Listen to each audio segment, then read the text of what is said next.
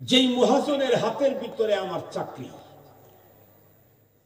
উনি যদি বাদ দেন, হাজারো মহাজন দুনিয়াতে আছে না নাই? আছে। সেই মহাজন ডাক দিলে যদি তার ডাকের সাড়া দিতে হয়, অতি আপনজনকে পিছনে ফেলে রেখে যার হাতের ভিতরে আমার জীবন, উনি যখন ডাক দেন তার ডাকের সাড়া দেওয়া লাগে না?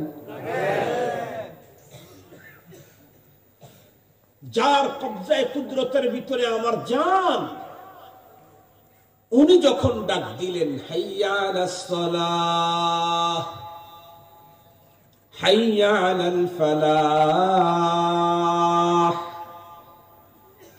মুয়াজ্জিনের কণ্ঠে আল্লাহ পাকের ডাক। কণ্ঠ ব্যবহার হচ্ছে মুয়াজ্জিনের, মূলত ডাকটা কি মুয়াজ্জিনের না আল্লাহ? আপনাদের এলাকায় এসএসসি, পিএসসি, জিএসসি, জেডিসি জাতীয় পরীক্ষার সময় এলাকাতে মাইকিং করে না? এত এত এরিয়ার ভিতরে গণসংযোগ অমক তমক এই সেই নিষিদ্ধ, মাইকিং করে কেনা? কথা বলেন না কেন? মাইকিং করে কে? সাধারণ একজন মানুষ, রিক্সাওয়ালা, ভ্যানওয়ালা। এলাকার কোন মানুষ এই মাইকিংটাকে ভ্যানওয়ালার আহ্বান শব্দ মনে করে? কারটা বলেন? টিওনো সাহেবের আহ্বান। এই জন্য রিক্সাওয়ালার এই আহ্বানকে কেউ কখনোই ছোট ভাবে না, এটাকে টিওনো সাহেবের আহ্বান ভাবে। মুয়াজ্জিন যত কালোই হোক, যত নিম্নমানের হোক, সে যখন ডাক দিয়েছে হাইয়া আলাস সালাহ, এটা এই কালো আর বেটে আর সাধারণ লোকের ডাক না, এটা আল্লাহ পাকের ডাক, তার জবান থেকে উচ্চারিত হয়েছে। আমাকে সে ডাকের সাড়া দিয়ে যেতে হবে, ওখানেই কল্যাণ, এখানেই কল্যাণ। ওই ডাকের সাড়া না দিলে, আমার দুনিয়ার মহাজনের ডাকের সাড়া না দিলে আমার চাকরি চলে যাওয়ার সম্ভাবনা, আর আমার মূল মহাজনের ডাকের সাড়া না দিলে আমার জীবন নষ্ট হওয়ার সম্ভাবনা। আল্লাহ পাক রব্বুল আলামিন তার রাসূলকে বলেছেন ওয়া'মুর আহলাকা বিস-সালাহ, ওগো রাসূল, আপনি আপনার পরিবারকে নামাজের অর্ডার করুন। নামাজ আমাকে তো পড়তেই হবে, আমি একা নামাজ পড়লে জিম্মাদারি খালাস হবে না, আমার পরিবারের ভিতরে নামাজ প্রতিষ্ঠা করতে হবে। আকিমুস সালাহ, নিজে নামাজ পড়া, পরিবারের নামাজের উপযুক্ত যারা তাদের নামাজ নিশ্চিত করা, এবং এ নামাজ আমি আমার পদ্ধতিতে পড়লে হবে না, এদের প্রশিক্ষণ প্রাপ্ত উলামায়ে কেরামের কাছ থেকে প্রশিক্ষণ নিয়ে সুন্নত, ওয়াজিব, মুস্তাহাব সহ আদায় করার নাম হচ্ছে ইকামতে সালাত। আমি তো সুন্নত, ওয়াজিব, মুস্তাহাব মেনেই নামাজ আদায় করব, আমার ফ্যামিলির সদস্যদেরকেও নামাজ নিশ্চিত করতে হবে। আপনারা তো অবশ্যই জানেন, যেই মানুষ তার নামাজ সুন্দর, তার জীবন সুন্দর, তার ইসলাম সুন্দর। যার নামাজ অসুন্দর, তার জীবন অসুন্দর। এই পৃথিবীর সবচাইতে সুন্দর নামাজ পড়েছেন নবীজির উম্মতের ভিতরে হযরতে সাহাবায়ে কেরাম রিদওয়ানুল্লাহি তাআলা আলাইহিম। এজন্য তাদের জীবন সবচাইতে সুন্দর, এত সুন্দর যে দুনিয়াতে থাকতেই আল্লাহ পাক তাদেরকে এদের জীবন সুন্দর হওয়ার কারণে জান্নাতের ঘোষণা রাসূলকে দিয়ে দেওয়ায় দিয়েছেন। অনেক সুন্দর, তো জান্নাতেই যাবে। হুজুর, নবীজি আপনি বলে দিয়ে দেন, এত সুন্দর। নামাজ সুন্দর করতে চাইলে আগে ওযু সুন্দর করতে হবে। কি বলেন? ওযু ছাড়া নামাজ যেহেতু হয় না, নামাজ সুন্দর করতে চাইলে ওযু সুন্দর করতে হবে। ওযু এবং নামাজ কোনটাই শুধু বই পড়ে বাংলা, আরবি, উর্দু, ফার্সি, ইংরেজি এই জাতীয় বই পড়ে কখনোই পূর্ণাঙ্গ নামাজি হওয়া যাবে না, ইসবাগে ওযুর নসিব কখনো হবে না। বই পড়ার পাশাপাশি প্রশিক্ষণ নিতে হবে, হাতে কলমে প্র্যাকটিক্যালি শিখতে হবে। যদি বলেন আপনাকে কথা কে বলছে হুজুর, তাহলে আমি আপনাদেরকে অতীতের ইতিহাস থেকে অল্প কিছু শুনাই, তাহলে আপনারাও আমার সুরে সুর মিলাইতে বাধ্য হবেন।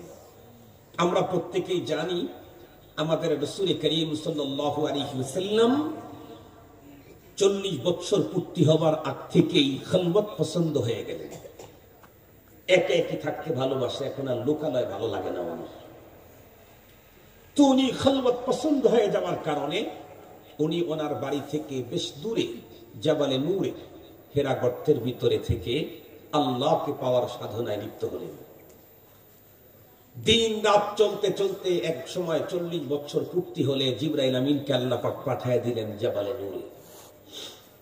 জিবরাইল আমিন এসে আমার পয়গম্বরকে গর্ত থেকে বের করলেন।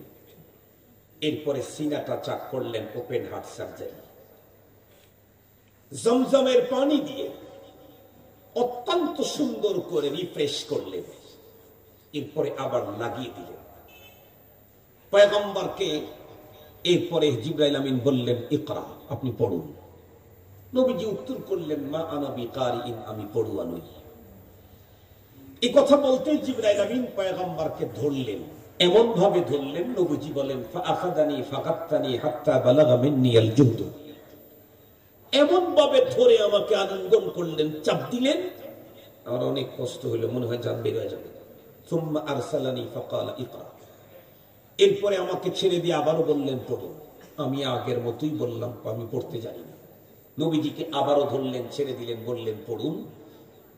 তিনবার ধরে ছেড়ে দেওয়ার পর এরপরে নবী আলাইহিস সালামকে বললেন, ইকরা বিসমি রাব্বিকাল্লাযী খালাক, মা লাম ইয়ালাম পর্যন্ত 5 আয়াতে কারিমা জিবরাইল আমিন পড়লে নবীজি এখন টোটালটা পড়ে ফেললেন।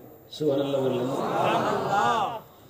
এজন্যই আমাদের উলামায়ে কেরাম বলেন, কোরআন এবং হাদিসের ইলম শুধু একাডেমিক পদ্ধতিতে অর্জন করলে হবে না, এটা সিনা বাসিনা। জিবরাইল আমিনের সিনার সাথে পয়গম্বরের সিনা লেগেছে। তিনবার লাগার পরে জিবরাইল আমিন যা পড়েন মুহাম্মদুর রাসূলুল্লাহ তাই মুখস্থ করে ফেলেন।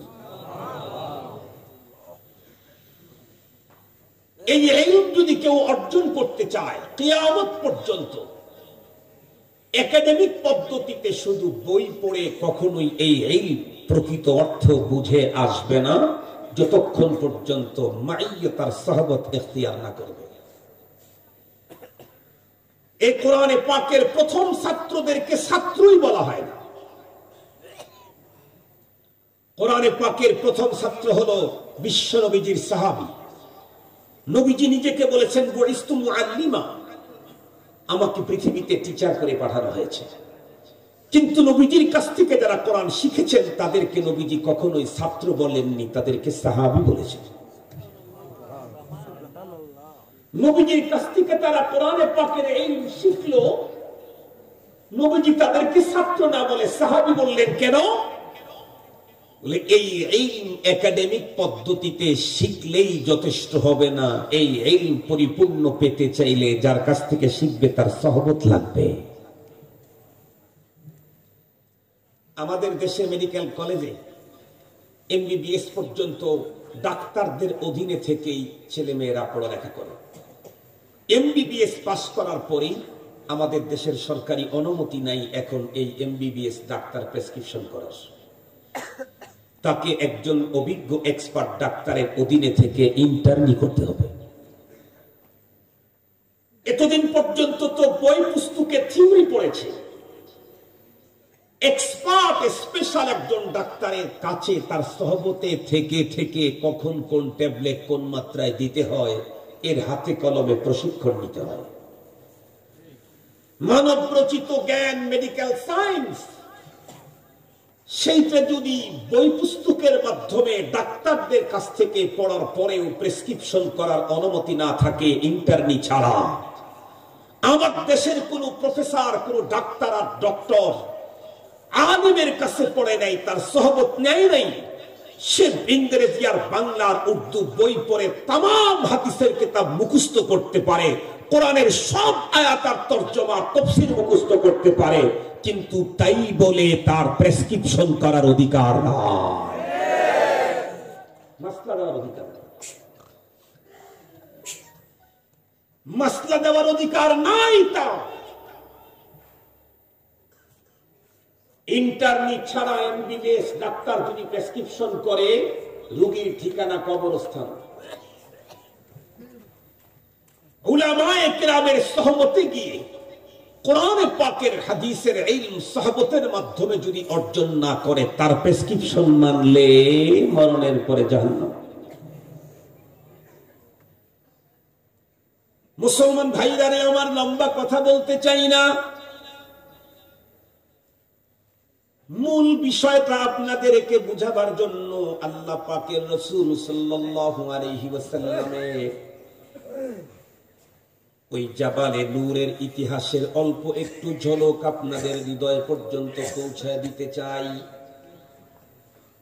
বিশ্বনবীজিকে যখন জিবরাইল আমিন তিনবার সিনার সঙ্গে মিলায়া বললেন, ইকরা বিসমি রাব্বিকাল্লাযী খালাক, খালাকাল ইনসানা মিন আলাক, মা লাম ইয়ালাম পর্যন্ত, আমার পয়গম্বর এখন হযরতে জিবরাইল আমিনের কণ্ঠের সঙ্গে কণ্ঠ মিলাইয়া 5 আয়াত তেলাওয়াত করে ফেললেন। জিবরাইল আমিন আমার পয়গম্বরকে সঙ্গে করে পাহাড় থেকে নিচে নেমে এলেন। নিচে নেমে এসে জিবরাইল আমিন জমিনের ভিতরে তার পায়ের গোড়ালি দিয়ে একটা আঘাত করলেন।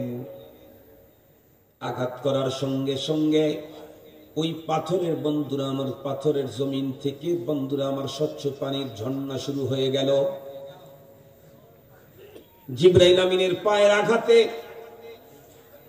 পাথরেলি জমিনের যেখান থেকে পানির ঝর্ণা শুরু হলো, সেই ঝর্ণার পানি দিয়ে জিবরাইল আমিন নিজে ওযু করা শুরু করলেন।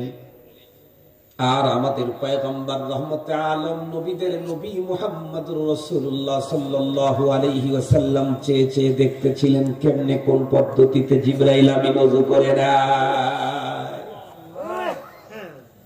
আমার নবীজি দেখতেছিলেন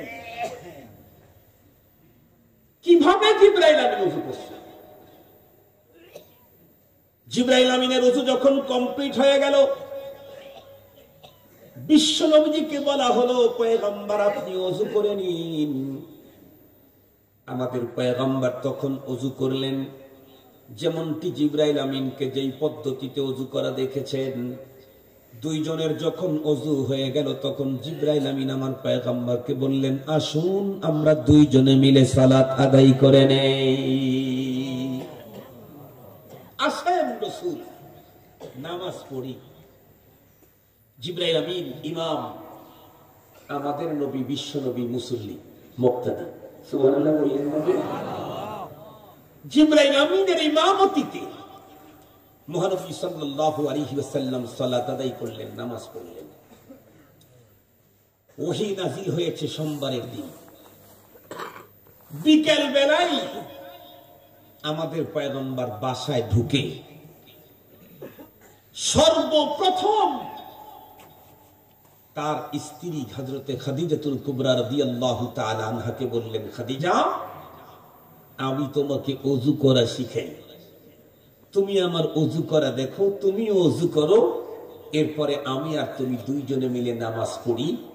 আমাকে জিবরাইল আমিন যেই পদ্ধতিতে ওযু করা শিখাইছেন, আমি তোমাকে ওই পদ্ধতি শিখাই। আমাকে জিবরাইল আমিন ইমামতি করে নামাজ পড়াইছেন, এখন আমি ইমামতি করে তোমাকে নামাজ পড়াই। এখানে আমাদের জন্য শিক্ষা। ওয়াজ আর বক্তৃতার মাহফিলে শুধু আমরা ছেলেরাই যাব।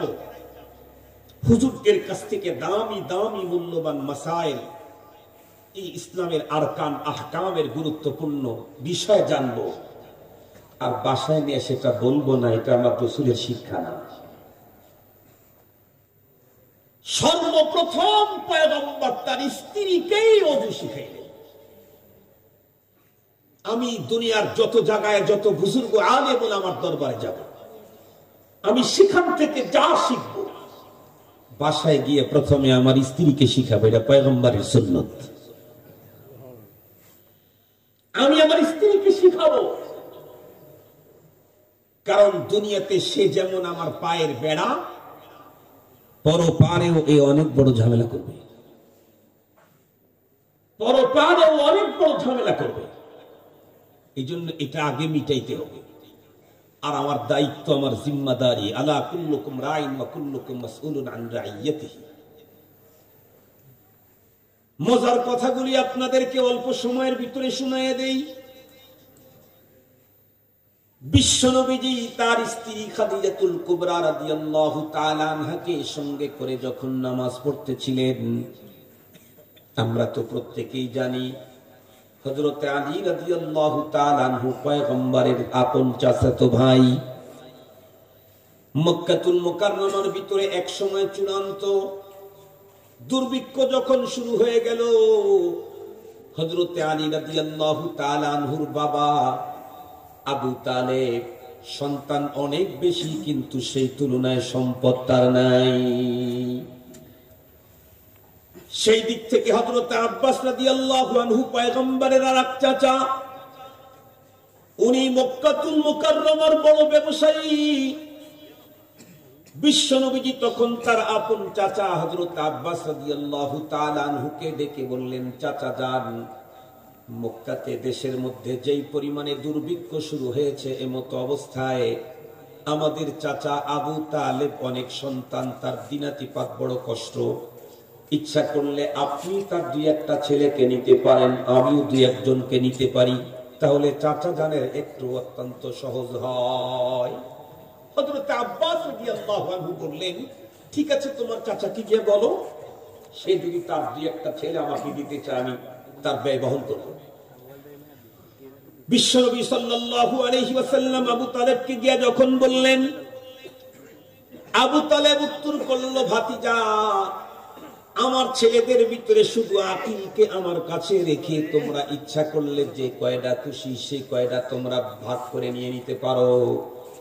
এই কথা বলতেই আমার পয়গম্বর হযরতে আলী রাদিয়াল্লাহু তাআলা আনহুর হাত ধরে বললেন, আলী, তুমি আমার ঘরে থাকবা, খাবা। আর হযরতে জাফর ইবনে আবি তালেবকে বললেন, তুমি আব্বাস রাদিয়াল্লাহু আনহু, আব্বাস পয়গম্বরের চাচা, তার কাছে যাবা। হযরত আলী রাদিয়াল্লাহু আনহুর কপাল খুলে গেল। উনি বিশ্বনবীজির ঘরের ভিতরে থাকার মতো সৌভাগ্য অর্জন করলেন। বিশ্বনবীজি এবং তার স্ত্রী অতি গোপনে নামাজ আদায় করতেছেন। এমন মুহূর্তের ভিতরে হযরত আলী নির্দ্বিধায়, বন্ধুরা আমার, ঘরের ভিতরে ঢুকে পড়লেন। ঘরের ভিতরে যখন ঢুকলেন, ঢুকে দেখতেছেন, ইয়া আল্লাহ, ভাই আর ভাবি এ কি করতেছে, কেমন কাজ।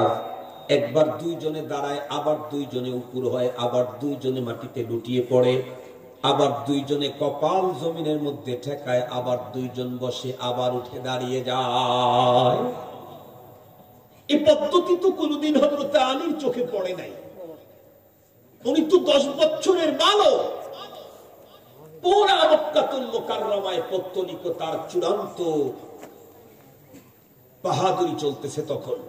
মানুষ তো মূর্তি পূজায় লিপ্ত। সালাতের পদ্ধতি কখনোই তার চোখে পড়েনি। বিশ্বনবীজি এবং তার স্ত্রীর নামাজ দেখে হযরত আলী অবাক হয়ে দাঁড়িয়ে গেলেন।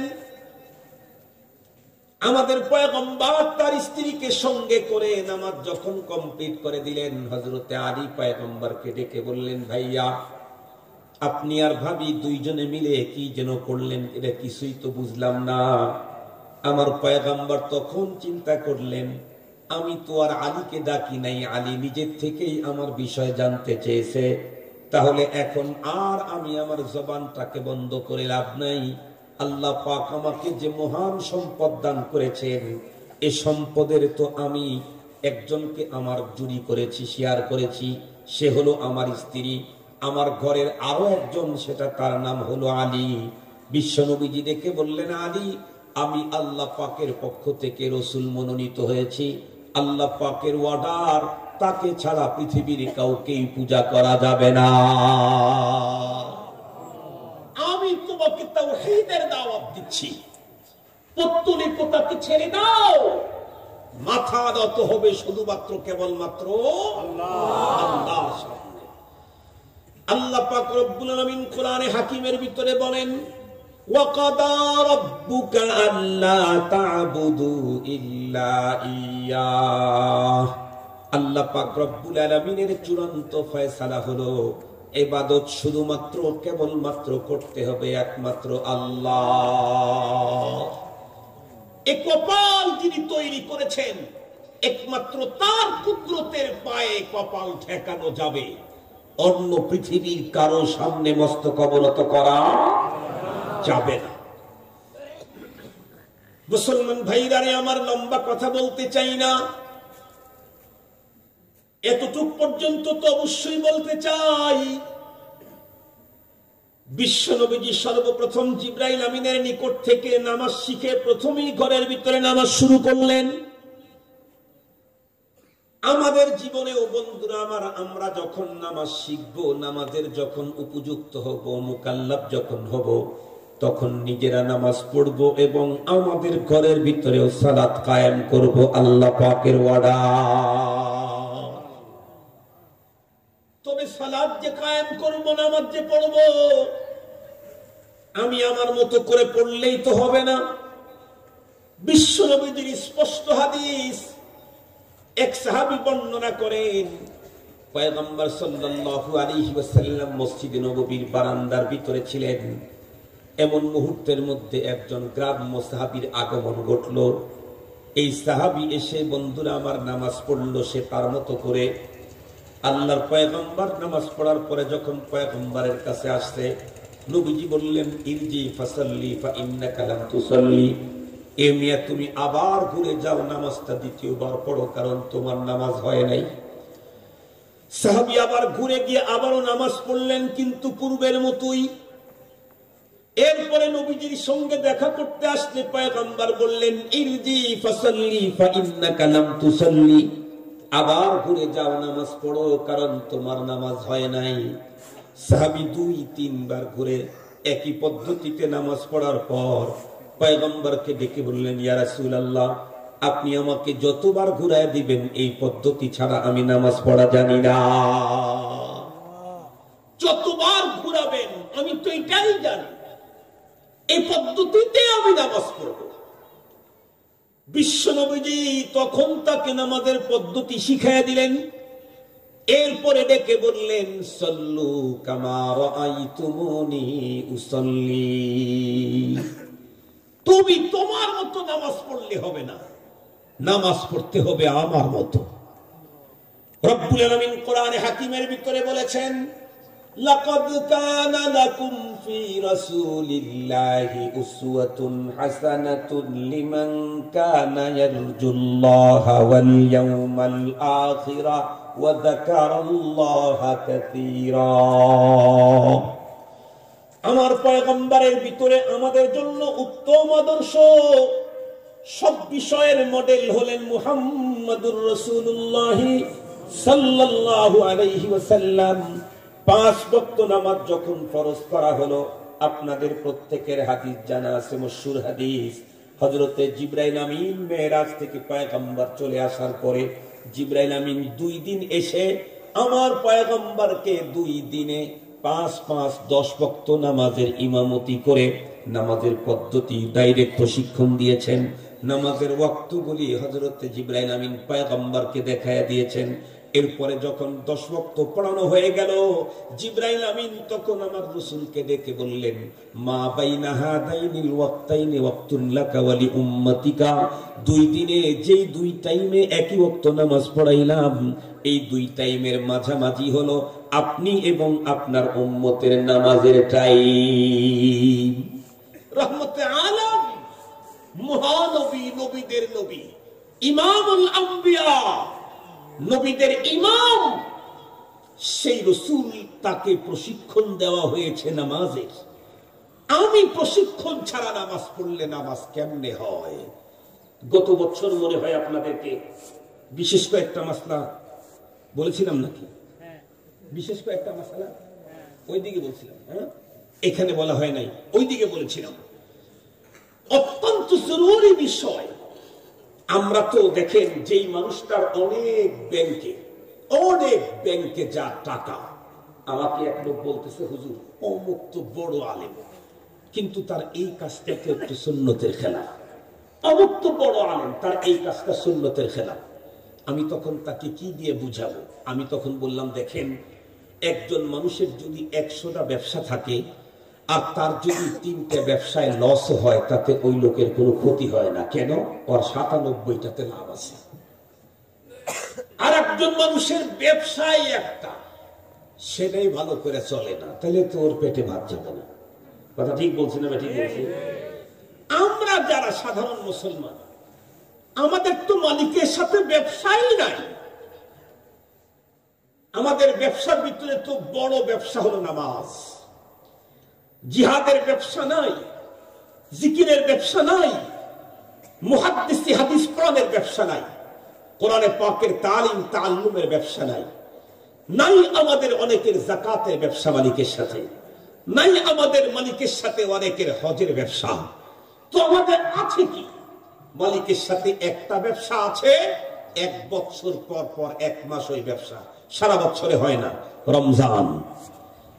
দৈনিক মালিকের সাথে যে রানিং ব্যবসা, সেটা হলো সালাত। কথা বলেন না কেন আপনারা? রানিং ব্যবসা হলো একটা সালাত। এই আইটেম প্রতিদিন চলে, 5 বার মালিকের সামনে আমাকে দাঁড় হতে হয়। আর আমি যখন আল্লাহু আকবার বলে মালিকের সামনে দাঁড়াই, আমার মালিক আমাকে এত চয়েস করেন, এত চয়েস করেন, আমার মতো একটা ক্ষুদ্র সৃষ্টির দিকে আসমান জমিনের মালিক তার দিলের তাওয়াজ্জু দিয়ে দেন। আপনারা বলেন তো দেখি, আপনাদের এই অঞ্চলের এমপি মহোদয়, মন্ত্রী, উনি, আপনি যদি কেউ তার সাথে কথা বলতে যান, উনি যদি 2 মিনিট আপনার কথার দিকে মনোনিবেশ দেয়, আপনি তো 2 বছর পর্যন্ত ওনার পাবলিসিটি করবেন, ওনার প্রশংসায় আপনি মুখ দিয়ে ফ্যানটা কাটায় ফেলবেন যে আমি মাননীয় মন্ত্রী মহোদয়ের কাছে গিয়েছি, 2 মিনিট সবাইকে বের করে দিয়ে আমার সাথে সাংঘাতিক ভাবে কথা বলেছে। 2 মিনিটের কথা 2 বছরেও শেষ হবে না। একজন ছোট্ট মন্ত্রী, সে আপনার দিকে মনোনিবেশ দিলে, আপনি যদি তার প্রশংসায় পঞ্চমুখ হন, আসমান জমিনের স্রষ্টা মহান আল্লাহ আমার মতো ছোট্ট একটা সৃষ্টি নামাজে যখন আল্লাহু আকবার বলে দাঁড়াইলাম, সূরাতুল ফাতিহা পড়ার জন্য মাত্র ব্যবস্থা নিলাম, সুবহানাকাল্লাহুম্মা দুআয়ে মাসুরাটা পড়লাম, তখনই আল্লাহ পাক তার তাওয়াজ্জু আমার দিকে দিয়ে দিলেন। 1 মিনিট, 1 মিনিট নো।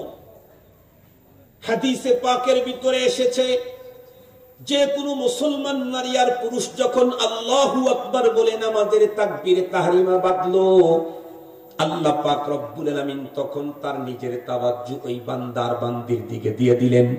এরপরে আমার আর আপনার মতো বন্ধুরা, আমার নামাজি বডিটা মসজিদের ভিতরে, দিলটা তামাম দুনিয়ায় ঘুরতে থাকে। বডি মসজিদে আসে, কিন্তু মন মার্কেটে, বাজারে, ওই দোকানে, ওই বিয়ে বাড়িতে, ওই আপনজনের বাড়িতে, ওই ফ্রেন্ড সার্কেলের ওইখানে। আল্লাহ পাক সামনে, আমার সামনে, আমি যখন দিলটাকে এদিক ওদিক নিতে থাকি, আল্লাহ বুঝেন না, আল্লাহ টের পান। কথা বলেন না কেন? আমি যে অন্তর বডিটা নামাজের দ্বিতীয় কাতারে রেখে আমার দিল যে চট্টগ্রাম বোয়াদ্দার হাতে পাঠাইয়া দিয়েছি, ইমাম সাহেব বোঝে নাই, তাই বলে আল্লাহ বোঝে নাই। কথা বলেন না কেন? ইমাম সাহেবের দেলও যে চলে গেছে কক্সেস বাজারে, এটা মুসল্লিরা না বুঝলেও আল্লাহ বুঝে না। কথা বলেন না কেন? আল্লাহ বুঝে। যখন তার দিল অন্যদিকে যায়, রব তখন ডেকে বলে, এ বেকুফ, আমার চাইতে অধিক সুন্দর পৃথিবীতে কে আছে? আমি তোর সামনে থাকতে কার দিকে দৌড়ালি? এরপরে যখন আমরা আমাদের মন নামাজের ভিতরে নিয়ে আসি, রব্বে কারীম আবারও তার তাওয়াজ্জু আমাদের দিকে দেন। এরপরে যখন আবারও আমার মনটা অন্যদিকে দৌড়ায়, আমার রব এটা বুঝতে পারেন না, তখন রব বলেন, এ বেকুফ, আমার চাইতে বড় ক্ষমতাওয়ালা কে আছে? আমি তোর পাশে থাকতে আমারে রেখে কার দিকে দৌড়ালি? একবার, দুইবার না, তিনবার পর্যন্ত যখন মন আমার এদিকে সেদিকে যায়, আল্লাহ পাক রব্বুল আলামিন এরপরে মন নিয়ে আসলে আল্লাহ তাওয়াজ্জু ফিরিয়ে দেন। কিন্তু যখন আবারও মন অন্যদিকে যায়, তখনই আল্লাহ পাক রব্বুল আলামিন তার তাওয়াজ্জু আমার থেকে ফিরে নিয়ে নেয়, তখন আমার থেকে তাওয়াজ্জু ফিরে নেন। মুসলমান ভাইরারে আমার, নামাজের মুহূর্তে আমরা আল্লাহ পাকের কত নিকটে।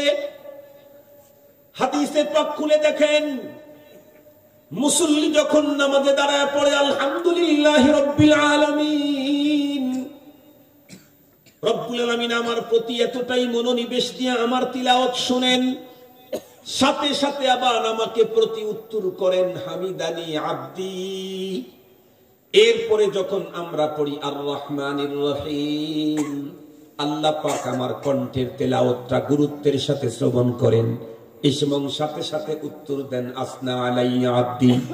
এরপরে যখন আমরা পড়ি মালিক ইয়াউমিদ্দিন, আল্লাহ পাক আমার এই তেলাওয়াত মনোনিবেশ দিয়ে শুনেন, সাথে সাথে আমাকে উত্তর করেন মাজ্জাদানি আবদি। এরপরে যখন আমরা পড়ি ইয়াকা না'বুদু ওয়া ইয়াকা নাস্তাঈন, আল্লাহ পাক বড় মনোনিবেশ দিয়ে শুনেন, উত্তর দেন আর বলেন হাদা মা বাইনি ওয়া বাইনা আবদি ওয়া লিআবদি মা সাল। এ আমার বান্দা, 3.5 আয়াতের ভিতরে তুমি আমার প্রশংসা করার কারণে আমি তোমার প্রতি এতটাই খুশি, এতটাই খুশি। এই আয়াতের অর্ধেক আমার জন্য রাখলাম আর অর্ধেক তোমাকে দিলাম। এখন তুমি আমার কাছে যা চাওয়ার চাও, চাইলেই আমি তোমাকে দিয়ে দেব। আল্লাহু আকবার। তো আল্লাহ পাক আমার দিকে তার তাওয়াজ্জু রাখতে আমার দিলটা অবশ্যই নামাজের ভিতরে রাখতে হবে, মসজিদের ওখানে রাখতে হবে। নামাজ পড়ছি খুশুর সাথে নামাজ আদায় করতে হবে। সম্মানিত হাজিরিন, দুইটা জিনিস, প্রতিটি বস্তুর দুইটা জিনিস আছে, একটা হলো জাহির আর একটা হলো বাতিন। লিকুল্লি শাইইন যাহরুন ওয়া বাতানুন, পয়গম্বর হাদিসে বলেছেন, আমরা যে কোনো কাপড় কিনতে গেলে প্রথমে তার বাহিরটা দেখি, তার কালারে যখন আকৃষ্ট হই বলি ভাই ওইটা জি, যখন নিয়ে আসতে তখন আর একটা জিনিস দেখি। প্রথমে কালার দেখেছি, দেখে আকৃষ্ট হয়েছি, এখন যখন নিয়ে এসে তখন ভিতরটা দেখি, সুতা দেখি, ও না এটা চলবে না। তাহলে আমরা যে কোনো জিনিস কিনতে কয়টা জিনিস দেখি? দুইটা, একটা হলো বাহির আর একটা হলো ভিতর। একটা হলো উপরের কালার আর একটা হলো ভিতরের অবস্থান, এই দুইটা আমরা দেখি। সম্মানিত হাজিরিন, আল্লাহ পাক আমার নামাজ উনি গ্রহণ করে আমাকে জান্নাত দিবেন, উনি না দেখে নেবেন। কথা বলেন না কেন? উনিও দেখবেন। আমি একটা টুপি কিনতে দুইটা জিনিস দেখি, কালারও দেখি, সুতাও দেখি। আমি একটা জুতা কিনতে দুইটা জিনিস দেখি, ডিজাইনও দেখি, টিকসইও দেখি। কি বলেন? দুইটা জিনিস দেখি। তো আমি নরমাল যে কোনো জিনিস কিনতে আমি যদি দুইটা জিনিস দেখি, আমার রব আমার নামাজ নিবেন, আমাকে জান্নাত দিবেন, আল্লাহ পাক কি দেখবেন না? একটু জোরে বলেন, দেখবেন না? দুইটাই দেখেন আল্লাহ তাআলা। নামাজের একটা জাহির আছে আর একটা নামাজের বাতিন আছে। যার নামাজের জাহির সুন্দর, যার নামাজের বাতিন সুন্দর, এই লোকের নামাজ এই লোকটাকে সব অপরাধ থেকে মুক্ত করবে। এই লোকটার নামাজ তাকে আল্লাহর জান্নাত পর্যন্ত নিয়ে যাবে। যেই লোকের নামাজের জাহির ঠিক নাই, যেই লোকের নামাজের বাতিন ঠিক নাই, ওই লোকের নামাজের কোনো মূল্য নাই। হাদিসে পাকের মধ্যে আসছে, ওই লোকের নামাজের কোনো মূল্য নাই। নামাজের জাহির ঠিক করতে চাইলে বিজ্ঞ হযরত উলামায়ে কেরামের মাধ্যমে নামাজের প্রশিক্ষণ নিতে হবে। নামাজের বাতিন ঠিক করতে চাইলে কোন আল্লাহওয়ালার সহবতে গিয়ে নামাজের বাতিন ঠিক করতে হবে। নামাজের ভিতরে খুশু মনোনিবেশ তৈরি করতে চাইলে এমনিতেই হবে না, কোন আহাদুল্লাহ, কোন আল্লাহওয়ালার সহবতে যেতে হবে।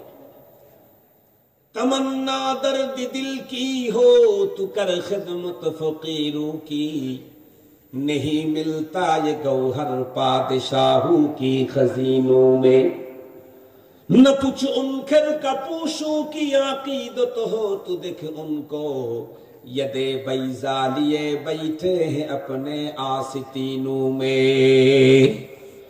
ও মুসলমান, অন্তরের ব্যথার মোহাব্বত আর ভালোবাসার নামাজ তৈরি করতে চাও, তাহলে অবশ্যই তোমাকে ভালোবাসা প্রেম মাখা ইবাদতওয়ালার মানুষের কাছে যেতে হবে। আল মুজাওয়ারাতু মুয়াসসিরাতুন, দীর্ঘদিন পর্যন্ত যে মানুষটার সংস্রবে থাকে তার গুণাবলী তার ভিতরে আল্লাহ পাক রব্বুল আলামিন ট্রান্সফার করে দেয়। আমি যদি কোনো সাহেবে দিলের কাছে যেতে পারি, তার সংস্রব যদি ইখতিয়ার করতে পারি, আল্লাহ পাক একদিন আমাকেও সাহেবে দিল বানায়া দেবে। মুসলমান ভাইরারে আমার, আমাদের নামাজের কন্ডিশন কেন? আমরা অনেকেই তো আছি 60 বছর হয় নামাজ পড়ি, আলহামদুলিল্লাহ। ওই যে মসজিদের সকাল বেলায় এলাকা মহল্লার মানুষদেরকে আসসালাতু খায়রুম মিনান নাওমের ধ্বনিতে আমি জাগ্রত করাই। মসজিদের বন্ধুরা আমার গেটটা, দরজাটা, তালাটা আমি সর্বপ্রথম খুলি। ভিতরের বন্ধুরা আমার সুইচ গুলা দিয়ে মসজিদটাকে আলোকিত আমি করি। মসজিদটাকে গভীর রাত্রে গিয়া আমি প্রথম ঝাড়ু দেই। আমি মুয়াজ্জিন হয়ে আজান দেই। 70 বছর পর্যন্ত এই কাজটা করলাম বটে, কিন্তু 70 বছর পর্যন্ত কোনদিন কোন একজন বিজ্ঞ আলেমকে দেখাইলাম না, হুজুর আমি যেই নামাজটা পড়ি দেখেন তো আমাদের নামাজটা মুহাম্মাদুর রাসূলুল্লাহর নামাজের মতো হইল কিনা। কারণ পয়গম্বর তো বলেই দিয়েছেন, সাল্লু কামা রাআইতুমুনি উসাল্লি, আমার নামাজের মতো যদি তোমাদের নামাজ হয় তাহলে সে নামাজ আল্লাহর দরবারে কবুল। আর আমার নামাজের মতো যদি তোমাদের নামাজ না হয়, এ নামাজ কখনোই কবুল হবে না। এ নামাজ তোমাকে আল্লাহর জান্নাত পর্যন্ত নিতে পারবে না। আমার নামাজ তো আমাকে সুদ থেকেই বাঁচাইতে পারতেছে না। আমার নামাজ তোমাকে ঘুষ থেকেই বাঁচাইতে পারতেছে না। আমার নামাজ তো আমাকে নারীর সঙ্গে সংস্রব থেকে বাঁচাইতে পারতেছে না, বেগানা থেকে। আমার নামাজ তো আমাকে অন্যায় অশ্লীল থেকে মুক্ত করতে পারতেছে না। যে নামাজ আমাকে সুদ থেকে আর ঘুষ থেকে মুক্ত করতে পারছে না, ওই নামাজ আমাকে জাহান্নামের আগুন থেকে বাঁচাইতে পারবে না।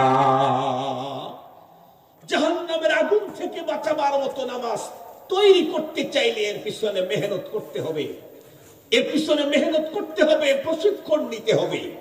মুহতারাম হাজিরিন, লম্বা কথা বলার যেহেতু সুযোগ নেই, এই জন্য আমি মুখতাসার ভাবে আপনাদের অনুভূতিতে শুধু নামাজ শিখতে হবে এই কথাটা ঢুকানোর জন্য। নামাজ আমাকে পড়তে হবে, আমার ফ্যামিলিতে নামাজ প্রতিষ্ঠা করতে হবে, আমার ফ্যামিলিকে নামাজি বানাইতে হবে। আমার ঘরে যেন এমন না হয় জোহরের ওয়াক্ত চলে গেল নামাজ হয় নাই, আসরের ওয়াক্ত চলে গেল নামাজ হয় নাই, মাগরিব চলে গেল নামাজ হয় নাই, 7 দিন চলে গেল নামাজ হয় নাই, 1 মাস চলে গেল নামাজ হয় নাই। এমনটি যেন না হয়। কেন? মালিকের সাথে আমার প্রতিদিনের ব্যবসায়ী তো নামাজের মাধ্যমে, আর অন্যটা নরমাল। ঠিক বললাম না? ঠিক বললাম? মালিকের সাথে যে আমি ব্যবসা করছি, ডেইলি যেটা তার সাথে আমার লেনদেন, সেটা হলো সালাত, সেটা হলো সেজদা, সেটা হলো রুকু, সেটা হলো কওমা, সেটা হলো জলসা। সম্মানিত হাজিরিন, নামাজের ভিতরে এই আমল আর কানগুলি, আল্লাহ পাক আমাদেরকে এগুলি বুঝার আমল করার তৌফিক দান করুন। তবে সবগুলাই কি মালিক গ্রহণ করবেন? না, মালিক যেটা চয়েস করবেন, মালিক যেটা চয়েস করবেন সেটা উপরেরটাও সুন্দর হতে হবে, বাহিরেরটাও সুন্দর হতে হবে। মনে আছে আপনাদের? উপরেরটা সুন্দর করতে চাইলে 2 রাকাত নামাজে 51টা সুন্নত লাগাইতে হবে। কয়টা সুন্নত? আচ্ছা আপনারা বলেন তো দেখি, মেয়েদের কাপড় দামি হয় কখন? যখন এর উপরে চুমকি টুমকি লাগায়, কারুকার্য যখন করে, তখন কাপড়ের দাম বাড়ে। আমি বেশ গত মাসে মনে হয় জামদানি পল্লীতে গিয়েছিলাম। জামদানি পল্লী যাওয়ার পরে আমাকে এক ভদ্রলোক বললেন, হুজুর আমরা কাপড় বানাই। আমি বললাম আপনার কাপড়ের দাম কত? উনি বললেন 3000 থেকে শুরু করে 2.5 লাখ টাকা ওয়ান পিস শাড়ি। মেয়েদের শাড়ি 3000 টাকা থেকে শুরু করে 2.5 লাখ। আমি বললাম 2.5 লাখ টাকার কাপড় আপনারা এখানে বানান? বলে জি হুজুর। 2.5 লাখ টাকা কাপড়ে কি স্বর্ণ দেন? না হুজুর, স্বর্ণ দেন। তো স্বর্ণ দেন না, 2.5 লাখ টাকা কেন? উনি বলে, হুজুর 2.5 লাখ টাকা যে কাপড়টার দাম, এই কাপড়টা তৈরি করতে মিস্ত্রি বিল আসে আমাদের প্রায় 1 লাখ টাকা। 2.5 থেকে 3 মাস 2 থেকে 3 জন মিস্ত্রি কাজ করে ওই কারুকার্য। তাহলে একটা কাপড়কে দামি করতে চাইলে ওইখানে চমকি লাগাইতে হয়, কারুকার্য করতে হয়, তাহলে কাপড়ের দাম বাড়ে। আমি মানুষ, তার দাম কখন বাড়ে? বলে আমি যখন আমার বডিটাকে সুন্নতের কারুকার্য দিয়ে সাজাবো তখন আমি মানুষটার দাম বাড়ে,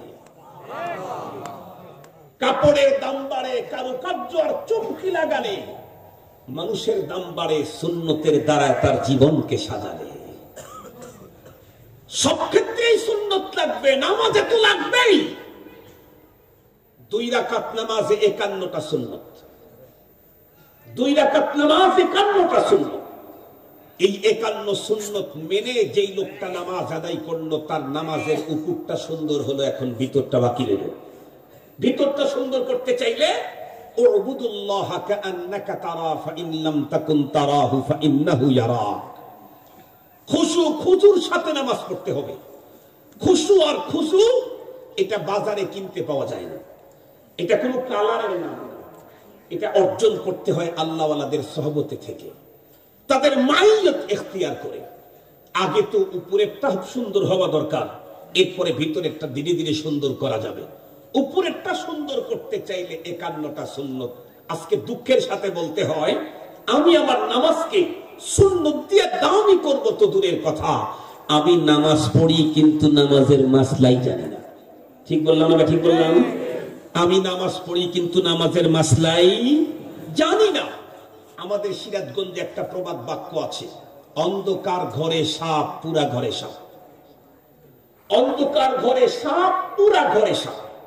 অন্ধকার ঘরে যদি সাপ থাকে, একজন মানুষ যদি ঘরের এক কর্নারে থাকে, ওখান থেকে চিল্লাবে। ওকে যদি বলেন তুই চিল্লাস কে, বলে সাপ, তাহলে ওখান থেকে লাফ দিয়ে সর। না না না, ভয় করে। কেন? বলে সাপ। সাপ তো একটা, তুই যেখানে আসস ওইখানেও সাপ, তো ডান দিকে লাফ দে। না, ভয় করে। তাহলে বাম দিকে লাফ দে। না, ভয় করে। আর পিছনের দিকে লাফ দে। না, ভয় করে। আরে সামনের দিকে লাফ দে। না, ভয় করে। বলেন তো সাপ তো একটা, ও পুরা ঘরে ভয় করতেছে। তার কারণ অন্ধকার ঘরে সাপ, পুরা ঘরে সাপ। যেই লোকটা নামাজের মাসআলা জানে না, সেই লোকটা নামাজ পড়তেছে, ওর নামাজ হচ্ছে না হচ্ছে না এই খবরই তোর কাছে নাই। ওর নামাজ হচ্ছে না হচ্ছে না, 70 বছর হয়তো নামাজ পড়তেছে, কিন্তু হচ্ছে না হচ্ছে না এটাই তো তার কাছে নেই। এই জন্য নামাজ পড়াও ফরজ, নামাজের মাসলা জানাও ফরজ। আমি জিজ্ঞেস করতে চাই, আপনাদের এলাকায় নামাজ পড়তে চাইলে ওযু লাগে না তো? ওযু লাগে? ওযু কি সুন্নত? ওযু করা সুন্নত? ওযু করা সুন্নত? ওযু করা সুন্নত না ফরজ? নামাজের জন্য ওযু, নামাজ একটা ফরজ, ওযু আর একটা ফরজ। এই 2 ফরজের মধ্যে সিরিয়াল আছে না নাই? কেউ যদি মনে করে যে মসজিদে গেছে, যায় দেখতেছে যে ইমাম সাহেব বিশাল সুন্দর কিরাত পড়তেছে, এখন যদি ওযু করতে যাই টয়লেট আর ওযুখানায় যে ভিড়, তাতে নামাজ শেষ হয়ে যাবে, তাহলে ওই লোক যদি চিন্তা করে যে ওযুর ফরজটা পরে আদায় করবো না, আগে নামাজের ফরজটা আদায় করে না, ওখানে যেহেতু ভিড়, ওই ফরজটা পরে সুবিধা মতো সময় আদায় করবো, ওর কি নামাজ হবে? জোরে বলেন। দুইটাই ফরজ, কিন্তু ফরজের সিরিয়াল আছে। ওযু ফরজ, নামাজও ফরজ, কিন্তু ওযু আগে ফরজ, নামাজ হলো তারপরে হবে। নামাজ পড়া ফরজ, নামাজের মাসলা জানাও ফরজ। নামাজের মাসলা জানা আগে ফরজ। কেন? মাসলা ছাড়া নামাজ হবে না, ওযু ছাড়া যেমন নামাজ হয় না। আমাদের দেশের মানুষ, আমরা সারা জীবন ইতিহাস বলি, আপনারা শুনেন, আমরা বলি নামাজের ভিতরে এক সাহাবী পায়ের থেকে তীর টান দিয়ে খুলে ফেলছে, এমনি খুলতে পারে না। শুনেন নাই? নামাজের ভিতরে এক সাহাবী দাঁড়িয়ে আছে, কাফের বেঈমান তীর নিক্ষেপ করছে, এরপরে নামাজ ছাড়ে নাই, আরেকটা নিক্ষেপ করছে। এরপরে চিন্তা করছে, আমি যদি নামাজ না ছেড়ে আমার সাথীকে জাগ্রত না করে দিই, তাহলে তাহলে ওরা আক্রমণ করে আমাদের পুরা মুজাহিদ বাহিনীকে শেষ করে দিতে পারে। এই জন্য সে তখন নামাজ শর্ট করেছে, নাইলে নামাজ সে শর্ট করতো না। এত মজা পাইতেছিল নামাজের ভিতরে। কিন্তু আমাদের অবস্থা হলো, নামাজের ভিতরে যদি কাউরে মশা কামড় দেয়, তাহলে মনে হয় যে সিরিয়ার যেন বোম ফাটাইল। ঠিক বললাম না? পায়ের সাথে পায়ের বাড়ি আর একজনের সাথে লাগা, তাহলে তো খবরই আছে। আমি যখন একদম ছোট মাদ্রাসায় পড়ি, তা আমাকে একজন নিয়ে গেছে ওয়াজ করতে, মিশকাত শরীফ পড়ি পাবনাতে।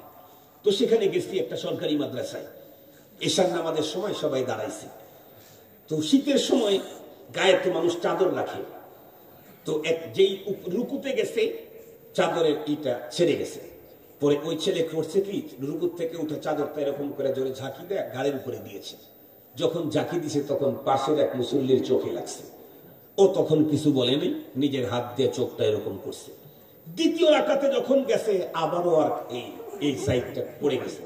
ও আবার উঠা যখন ঝাঁকি দিছে, আগের চাইতে এবার ঝাঁকি একটু বড় দিছে, শক্ত করে দিছে। কেন? আগেরটা যেহেতু পড়ছে, এখন একটু শক্ত করে দিলে শক্ত করে আটকে যাবে, এই জন্য শক্ত করে ঝাঁকি দিছে। ওর আবার যায় যখন চোখে লাগছে, কি এর নামাজ সাইডে দিয়ে ওর উপরে আস শুরু করছে। এখন ওই দুইজন যখন কিলাকিলি যখন শুরু করছে, ওই অঞ্চলের পুরা 4 ভাগের 1 ভাগের মুসল্লিদের নামাজ শেষ। এই হলো আমাদের নামাজ। সাহাবীদের নামাজ তীর নিক্ষেপ করতেছে, তারপরে ও কোরআন তেলাওয়াত বন্ধ করতে মনে চাচ্ছে না, নামাজ শেষ করতে মনে চাচ্ছে না। বিশ্বনবীর একজন মেয়ে সাহাবী, গালেবান পয়গম্বরের স্ত্রী অথবা তার মেয়ে হবেন, এশার নামাজের পরে বন্ধুরা আমার আল্লাহ পাকের সান্নিধ্য অর্জন করতে গিয়া নামাজে যখন দাঁড়িয়ে গেলেন, নামাজের ভিতরে কোরআনে পাকের তেলাওয়াত শুরু করে দিলেন। তেলাওয়াতে এতই মজা লাগতেছিল, এক পারা শেষ করে আরেক পারা, আরেক পারা শেষ করে আরেক পারা, এমনটি করতে করতে কখন যে রাত ফুরিয়ে গেছে আল্লাহর বান্দির খবর নাই। নামাজের ভিতরে মুয়াজ্জিন যখন আযান দিয়ে দিছে, আসসালাতু খায়রুম মিনাল নাওম, আল্লাহর বান্দি পয়গম্বরের সাহাবিয়া দ্রুত গতিতে নামাজ কমপ্লিট করে সালাম ফিরাইয়া হাত দুটি আসমানের দিকে উঁচু করে রব্বুল আলামিনকে ডাক দিয়ে বলতেছে, আয় আল্লাহ, তোমার রাত্রি এত ছোট, তৃপ্তি সহকারে আমাকে 4 রাকাত নামাজ পড়তেও দিল না। ও মুসলমান, নামাজের ভিতরে কি পরিমাণে মজা পাইলে। তিলাওয়াত করতে করতে রাত্রি কেটে যায়, বন্ধুরা আমার বুঝতে পারে না। আমাদের অবস্থা হলো নামাজের ভিতরে একটু বেশি সময় লাগলে আমাদের কষ্ট হয়। কেন? ও মুসলমান, দেখবেন দুনিয়ার সব খাবার এক রকমের মজা হয় না। একজন রান্না করেছে পায়েস, অনেক মজা, আর একজনের পায়েসের ভিতরে মজা নাই। একজন রান্না করেছে লুডুস, অনেক মজা, আর একজনের লুডুসের ভিতরে মজা নাই। কারণটা কি? যে কোনো বন্ধুরা আমার খাবারকে মজাদার করতে চাইলে যিনি রান্না করেছেন বাবুর্চিও সুন্দর হতে হবে এবং মশলাগুলি পরিমিত ওর ভিতরে দিতে হবে। ঠিক বললাম না? ঠিক, মশলা দিতে হবে পরিমিত, আর বাবুর্চি হতে হবে সুন্দর, তাহলে ওই খাবারে মজা হয়। খাবারের মজা পেতে চাইলে মশলা লাগে, আর ইবাদতে মজা পেতে চাইলে মাসআলা লাগে। ইবাদতে মজা পেতে চাইলে কি লাগে? কথা বলেন না কেন? মাসআলা লাগে। খাবারের মজা স্বাদ করতে চাইলে মশলা লাগে, আর ইবাদতের মজা তৈরি করতে চাইলে মাসআলা লাগে। দুঃখের সাথে বলতে হয়, আমরা যতটুকু নামাজ পড়তে রাজি আছি, মশলা শিখতে, কথা বলেন, মশলা শিখতে রাজি নেই। আমি লম্বা করব না, আমি আমার চেয়ার থেকে দাঁড়াবো, দাঁড়িয়ে শুধু আপনাদের অনুভূতিতে একটা আঘাত করব, মানে একটা জাগরণ তৈরি করব যে আমার নামাজটা দ্রুত ঠিক করে নেওয়া দরকার। আমার নামাজ তো হচ্ছে না, প্রশিক্ষণ ছাড়া নামাজ পড়লে যে নামাজ হচ্ছে না, এটা আমি বুঝতেও পারতেছি না। আর আমি যদি বুঝতেই না পারি, তাহলে আমার চিকিৎসা কোনোদিন হবে না, আমার পরপর বরবাদ হয়ে যাবে। যে লোক বুঝে যে আমার নামাজ হচ্ছে না, সে না তার নামাজটাকে শুধরাবে। যে মনে করে আমার নামাজ হচ্ছে অথচ হচ্ছে না, সে কখনো শুধরাতে যাবে না। এই জন্য আমি আপনাদেরকে 4টা মাসলা আজকে দেখাবো, আর যদি আরো সুযোগ দেন তাহলে দাঁড়ানো অবস্থার সুন্নতগুলি আপনাদেরকে বলবো ইনশাআল্লাহ, যদি সুযোগ দেন। আমি